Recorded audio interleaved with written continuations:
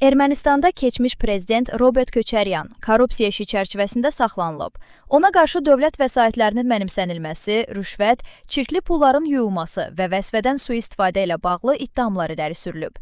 Köçəryanın səhhətində yaranan problemlərdən sonra xəstəxanaya yerləşdirilməsi isə prosesin ictimai diqqət mərkəzində qalmasına səbəb olub.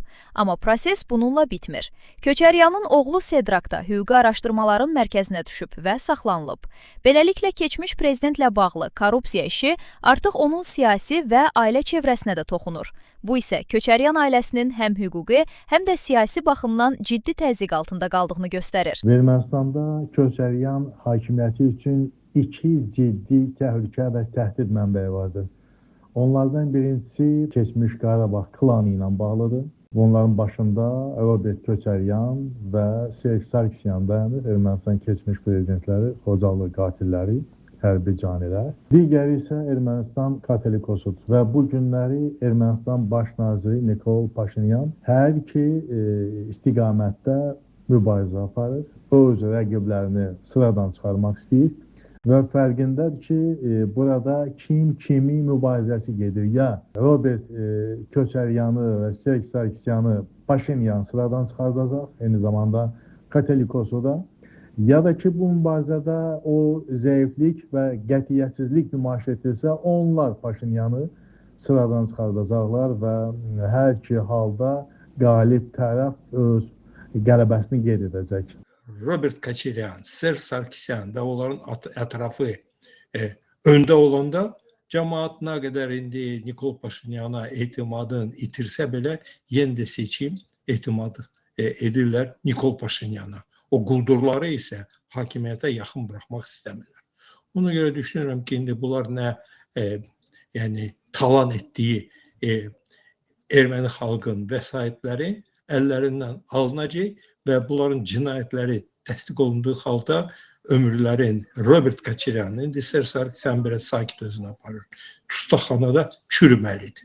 Biz artıq Köçəryanın həbsi məsələsində Paşinyanın müxalifət üzərində böyük bir qalibiyyət əldə elədiyini görə bilərik. Eyni zamanda Rusiya ciddi cavabdır. Eyni zamanda seçkilər vaxtı əldə elədiyi qələbənin artıq siyasi təməllərinin möhkəmləndirilməsidir. Elə hesab edirəm ki, hüquqi tədbirlər deyil, bu Rusiyaya qarşı ciddi demarşdır. Çünki Rusiya Avrasiya İqtisadi Birliyi eyni zamanda KTMK üzərindən çox ciddi baskılar yaradır Ermənistana. Ermənistan hakimiyyəti həm 102-ci bazanın icara haqqının artırılmasına yönəlik tələblərdən çıxış edib, Rusiya bu cür cavab verir. Eyni zamanda Rusiyanın qaçaq mal, qızıl ticarətinə rəhbərliyi edən Köçəryanın, yəni şəxsən Rusiya hakimiyyət tərəfindən dəstəklənən bu şəxsin cinayət prosessual hərəkətliliyə cəlb olunması ilə cavab verir. Köçəryanın həbsinin Ermənistan müxalifətinə təsiri isə ayrıca müzakirə mövzusudur.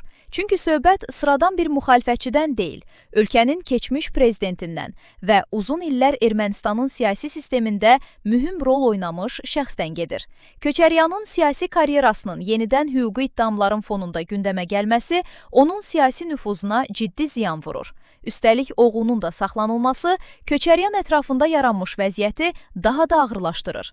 Bu proses onun həm siyasi, həm də ictimai dayaqlarını zəiflədə, rəhbərlik etdiyi düşərgənin gələcəyi ilə bağlı suallar yarada bilər.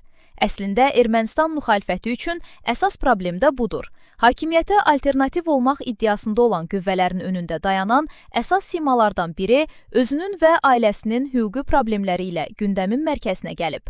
Bu isə müxalifətin yeni liderlər axtarmasına və Köçəryanın siyasi çəkisinin yenidən qiymətləndirilməsinə səbəb ola bilər.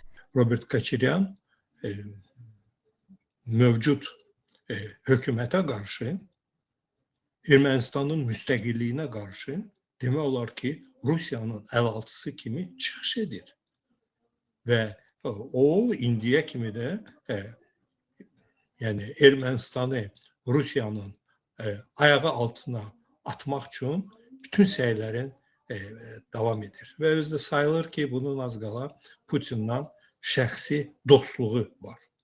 İndi Nikol Paşinyan seçkiləri udandan sonra və parlamentdə öz hökumətin təsdiqlədiyəndən sonra, yəni hökumətin proqramı təsdiq olundu. İndi o insanlarla haqq-hesab çəkir. Ona görə ki, Robert Köçəryan quldurdur. oğrudur. Robert Koçaryan təkcə Azərbaycan xalqı qarşısında yox, erməni xalqı qarşısında da böyük cinayətlər törədib. Yaxın zamanlarda Ermənistanda çox ciddi, hayli, küylü, böyük rezonans verə biləcək həbslər başlanacaq və yeri gəlmişkən haqqında bəhs edilən Robert Koçaryan və Serhii Sarkisyana qarşı da, bu Xocalı qatillərinə qarşı da hələ 2022-ci ildə Azərbaycan Respublikasının Baş Prokurorluğu cinayət işi açıb. Bu şəxslər cinayətkardılar və Ermənistanda isə onlara başqa motivlərlə bağlı cinayət işi açılıb, təqiblər başlanıb və indidən söyləmək olar ki, Paşinyan öz gələcək talihi haqqında düşünür. O bilir ki, adı çəkilən şəxslərə münasibətdə adca zəiflik nəticə etibarilə onun taxt tacının laxlanmasına gətirib çıxara bilər.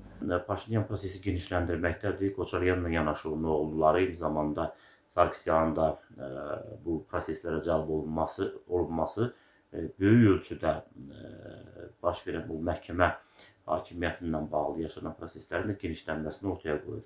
Elə hesab edirəm ki, bizi qarşıda daha maraqlı bir Ermənistan daxili ictimai-siyasi gündəmi gözləməkdədir. Bütün bunlarla yanaşı Robert Koçaryanın siyasi keçmişi Azərbaycan üçün də əhəmiyyət daşıyır. O, 1-ci Qarabağ müharibəsi zamanı Qarabağdakı separatçı rejimin rəhbərliyində olub və Azərbaycana qarşı hərbi siyasi proseslərin əsas fiqurlarından biri kimi çıxış edib. Azərbaycan tərəfi Koçaryanı Xocalı soyqırımına görə məsuliyyət daşıyan şəxslərdən biri hesab edir. Buna görə də onun bugün Ermənistanın siyasi və hüquqi gündəminin mərkəzində olması Azərbaycan baxımından da diqqətdən kənarda qala bilməz. Koçaryanın bugün üzləşdiyi hüquqi problemlər onun Qarabağdakı fəaliyyətini və həmin dövrdəki siyasi məsuliyyətini dəyişmir. Əksinə, hazırki proses onun siyasi keçmişinin və Ermənistanın əvvəlki hakimiyyətlərinin fəaliyyətinin yenidən müzakirə olunmasına şərait yaradır. Hazırda Ermənistanda baş verənləri keçmiş siyasi elita ilə bağlı hüquqi proseslərin ölkənin daxili siyasi mübarizəsi ilə üst-üstə düşməsi kimi qiymətləndirmək mümkündür. Bu prosesin nəticəsində isə həm Koçaryanın siyasi gələcəyi, həm də Ermənistan müxalifətinin gələcək istiqaməti ciddi şəkildə dəyişə bilər. Fərid Yusifov, APA TV.